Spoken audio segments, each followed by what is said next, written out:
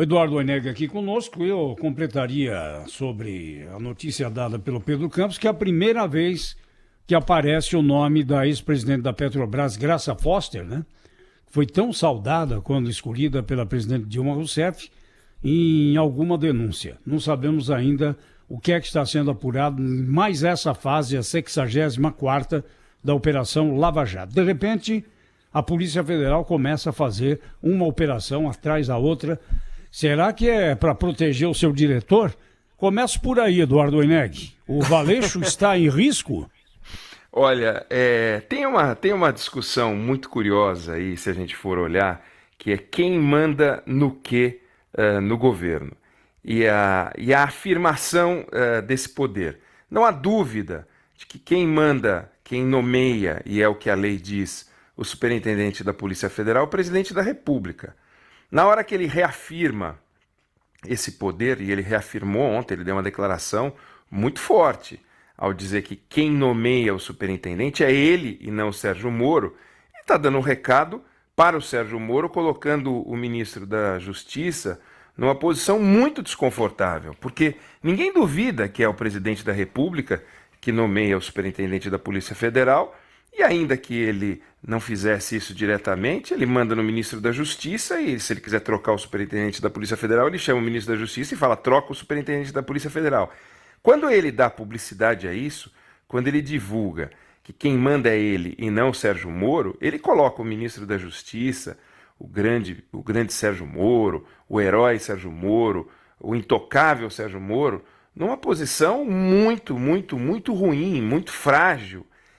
O Sérgio Moro, quando foi convidado, ele formaria com o Paulo Guedes os dois pilares de sustentação desse governo. De um lado, o combate à corrupção, um símbolo da resistência, tudo isso que tinha aí, por aí, tá aí, nós estamos vendo Petrobras, um monte de história horrorosa, e de outra, alguém que seria o motor da retomada do crescimento da economia e tal. Hoje a gente está vendo que o pilar de sustentação do governo é o Paulo Guedes. O Paulo Guedes que tem dado, enfim, os inputs mais importantes para a transformação.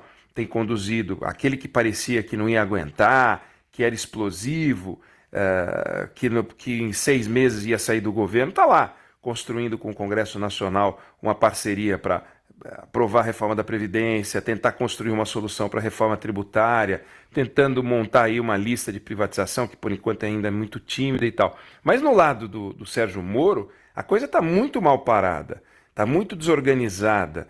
Ele não está conseguindo mostrar, o Sérgio Moro, uma mudança. Ele não trouxe ainda para dentro do governo uma política de combate à criminalidade. O projeto dele, que tramita no Congresso Nacional de combate às organizações criminosas, etc., está mal parado. O Congresso está resistindo. O presidente já deu nele uma primeira estocada quando disse, olha, não atrapalha, segura o seu projeto lá, o que é péssimo para o Sérgio Moro. Então o Sérgio Moro não tem, por enquanto, um projeto de transformação que o presidente da República brecou. E agora o presidente está indo para cima das estruturas do Sérgio Moro. E isso fragiliza, ele vai fazer o quê? Ele vai pegar e pedir o boné? Vai pedir demissão? Vai fazer o que esse pedir demissão? Vai ser candidato a presidente da República? Vai se filiar a um partido político? Vai dar aula em alguma universidade americana? Porque ele já não é mais juiz. Então a posição do Sérgio Moro está muito fragilizada. Acho que esse quadro é negativo. Que o superintendente da Polícia Federal está em risco, não há dúvida, porque a hora que o nome dele é falado pelo presidente da República, que deveria dar a mão firme para os seus ministros, o cidadão ali ficou fragilizado, não há dúvida. Bom, a Amazônia desperta mais calor do que luz.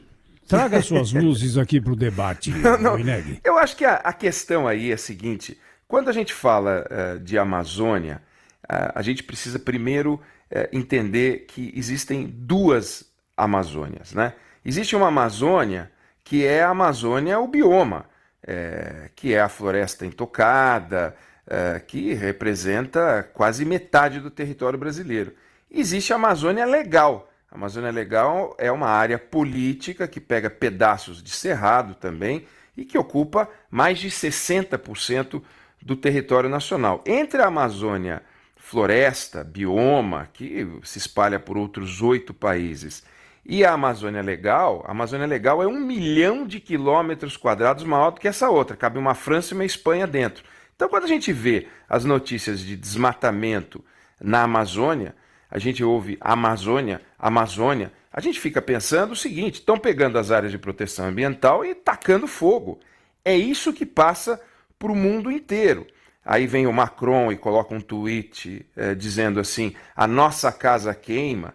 E quando ele fala nossa casa queima, dá aquela sensação de assim, opa, internacionalização da Amazônia, a Amazônia não é mais brasileira. Peraí, a Amazônia é brasileira, a Amazônia é nossa, a Amazônia não é francesa, a Amazônia não é norueguesa, a Amazônia não é alemã, não é espanhola. Bom, mas se ela é brasileira, e ela é brasileira no pedaço que está dentro do nosso território, a gente tem que tomar muito cuidado para dar o exemplo. E a forma como a gente se relaciona com essas informações, quem dá o tom é o governo federal. Quando o governo federal é reativo, quando o presidente da República reage apenas, passa uma sensação de que ele está protegendo o que não se deve proteger, que são as queimadas, que é o desmatamento. Quando talvez o tom do governo fosse muito mais sensato se ele tentasse explicar o que está acontecendo. Existem queimadas sempre nos meses de agosto e setembro, todos os anos. Se a gente voltar no tempo, aumentou o volume de desmatamento? Aumentou. Quanto? A gente não sabe, estão sendo questionados os dados do INPE, mas existe um papel do governo que é tranquilizar, explicar, traduzir, e isso não está sendo feito. A gente só está vendo a reação. E a reação coloca o mundo interessado em atacar a Amazônia contra nós. E o que está em jogo? Está em jogo o seguinte: o Brasil caminha para ser o maior líder em 10 anos de produção de alimentos e proteína do planeta. A gente tem interesse comercial em ser esse líder. E para a gente ser esse líder, a gente não pode se abrir para bloqueios, para que os outros se organizem para nos prejudicar, porque daí quem vai perder é o agronegócio. E quando a gente fala agronegócio, não é o lucro do fazendeiro, é o PIB brasileiro, que é de onde não temos problemas. Há 40, 50 anos a gente vem construindo um trabalho muito forte nessa área, então a gente tem que ir com calma para não atrapalhar o que está funcionando. A gente está tentando construir o que não está funcionando, ou reconstruir, mas naquilo que está funcionando, que é o agronegócio, nós não podemos brincar. Então a Amazônia é nossa, e nós também temos que ter juízo. E juízo é explicar com calma, é ser professoral, mais didático e não reativo. A gente está sendo reativo e essa reação produz uma outra reação. Os interesses se organizam em torno dos líderes internacionais e a gente pode pagar um preço muito alto. Imagina um boicote aos produtos brasileiros. Não é uma coisa que faz sentido, não é uma coisa que a gente deseja.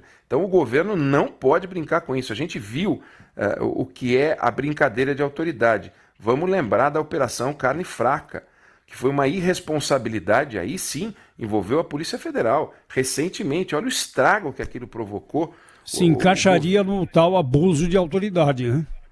Bom, aquele sim, mas as autoridades brasileiras tiveram que cortar um dobrado para poder reconstruir e evitar um mal maior. Então a gente não pode brincar com os dados, a gente não pode simplesmente falar tudo são as ONGs, são as ONGs, são as ONGs. A gente tem que falar, tem que explicar com calma, o governo tem que tomar cuidado. As imagens de Amazônia em chamas, parece que o Brasil está sendo destruído, não é verdade. Agora, dizer que não é verdade e dizer que a culpa é das ONGs, coloca a gente numa posição frágil. A gente tem que explicar. E quem pode explicar são as autoridades, com dados, com calma. E nós não estamos vendo calma nisso, não. Nós estamos vendo gente no governo colocar gasolina. Nós não podemos brincar com fogo, literalmente.